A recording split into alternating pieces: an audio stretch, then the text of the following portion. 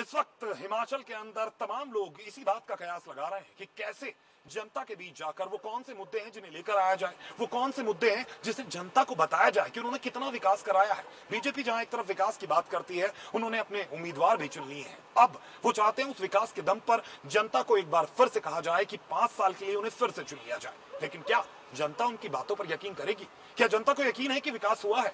और अगर जनता को यकीन है तो क्या वो सचमुच उस यकीन को वोट में तब्दील करेगी?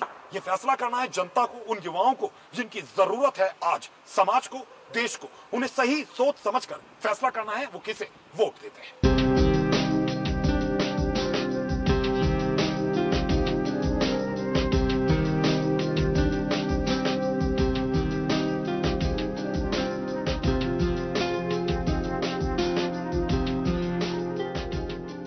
हिमाचल प्रदेश में पहली बार सत्तारूढ़ पार्टी फिर से वापसी का मजबूत दावा कर रही है।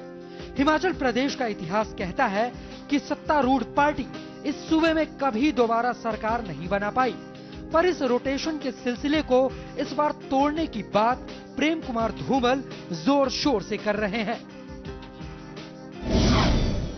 शुद्ध भारतीय जनता पार्टी की निकलती तो 2007 में 2/3 बहुमत से विशुद्ध भारतीय जनता पार्टी सरकार बना के हमने चलाई है और इस बार इस मुद्दे को भी तोड़ेंगे। रिपीट नहीं होती, इस बार रिपीट करेंगे 3/4 बहुमत के साथ 2012 में।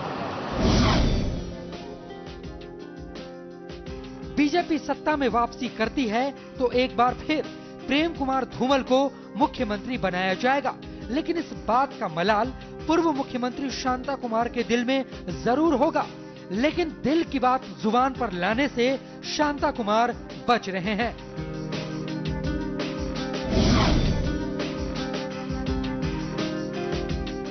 हिमाचल प्रदेश में धूमल सरकार का कामकाज ठीक ठाक रहा है।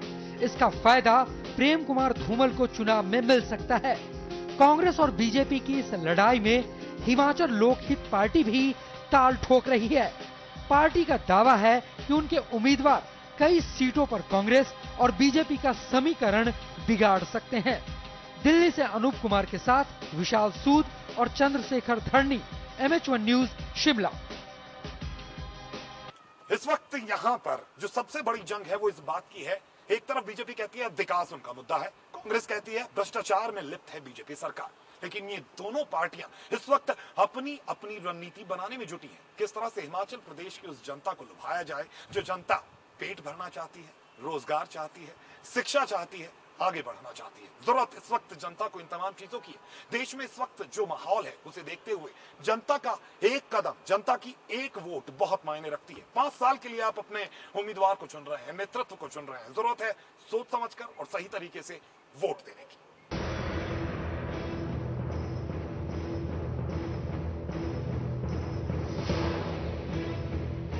हिमाचल प्रदेश कहने के लिए एक छोटा सूबा है, लेकिन इस प्रदेश की सियासत काफी अहमियत रखती है, क्योंकि इस वक्त कई बड़े मुद्दों पर देश की सियासत गरमाई हुई है। ऐसे में हिमाचल प्रदेश की जनता का रुख काफी कुछ तय करेगा। 2007 में हुए विधानसभा चुनाव में हिमाचल प्रदेश में बाजी बीजेपी के हाथ लगी थी। उस वक्त हिमाचल प्रदेश के सभी 68 सीटों पर चुनाव हुआ था और बीजेपी ने 42 सीटों पर जीत हासिल की थी, तो कांग्रेस 23 सीटों पर सिमट कर रह गई थी। जबकि हिमाचल प्रदेश में उस वक्त 3 निर्दलीय उम्मीदवार भी जीतने में कामयाब रहे थे। ऐसे में इस बार हिम का ताज कौन हासिल करेगा, देखना दिलचस्प होगा। शिमला से विशाल सूद के साथ चंद्रशेखर धरनी, MH1 न्यूज, शिमला। दिख चुकी है, मोहरे सज चुके हैं, तमाम लोग तैयार हैं अपनी अपनी चाल चलने के लिए। लेकिन किसकी चाल किस पर भारी पड़ेगी ये देखना दिलचस्प होगा। भारतीय जनता पार्टी की बात की जाए या कांग्रेस की, दोनों लोग अपनी कमर कस चुके हैं और इस चुनावी रण मैदान में रणभेरी बस चुकी है। बस अब तैयारी है युद्ध में उतरने की और इसका फैसला करेगी कि इस युद्ध में कौन जीतेगा, जनता। हिमाचल प्रदेश में 4 नवंबर को मतदान होगा, जबकि वोटों की गिनती 20 दिसंबर के दिन की जाएगी। हिमाचल प्रदेश की 68 विधानसभा सीटों पर उम्मीदवारों की किस्मत का फैसला 45,16,000 मतदाता करेंगे। हिमाचल प्रदेश में 10 अक्टूबर को अधिसूचना जारी की जाएगी, तो नामांकन भरने की प्रक्रिया 17 अक्टूबर तक जारी रहेगी। 18 अक्टूबर के दिन उम्मीदवारों के नामांकनों की जांच की जाएगी, जबकि 20 अक्टूबर तक नामांकन वापस लेने का वक्त दिया गया है। मुख्य चुनाव आयुक्त वीएस संपत हिमाचल प्रदेश विधानसभा चुनाव की तैयारियों की निगरानी कर रहे हैं।